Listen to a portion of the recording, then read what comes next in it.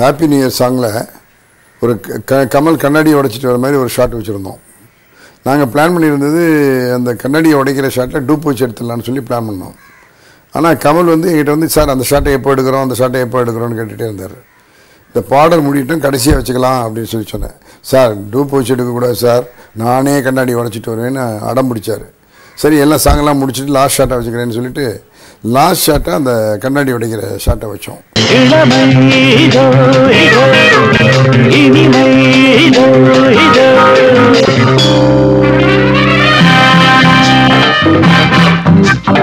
கமல் கண்ணாடியை உடைச்சிட்டு வந்தால் நான் பார்க்குறேன் அவர் முகத்துலேருந்து ரத்தம் ஊற்றுது.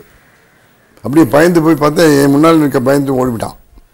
பார்த்தா பக்கத்தில் விஜய் ஹாஸ்பிட்டலில் போய் பார்த்து ஸ்டிச் பண்ணலான்னா டாக்டர்ஸ் ஒத்துக்க மாட்டேன்ட்டாங்க. நீங்கள் ஆர்டிஸ்ட்டு முடியாதுன்னு சொல்லிட்டு மாதிங்கி ராமகிருஷ்ணன் பிளாஸ்டிக் சர்ஜரியில் போய் அது அப்புறம் பிளாஸ்டிக் சர்ஜரி போட்டோம். எந்த விஷயத்துலையும் டூப் போடாமல் தானே நடிக்கணுங்கிறது தான் கமலுடைய ஆசை.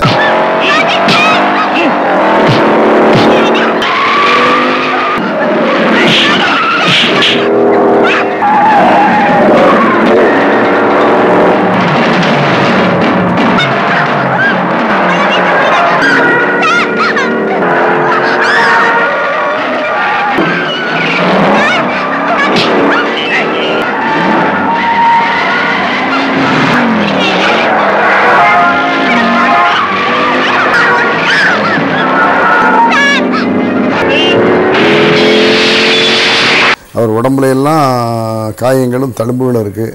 அந்த தழும்புகளெல்லாம் அவர் படத்துக்காக செஞ்ச பயன் அப்படின்னு எடுத்துக்குவார் அவர்.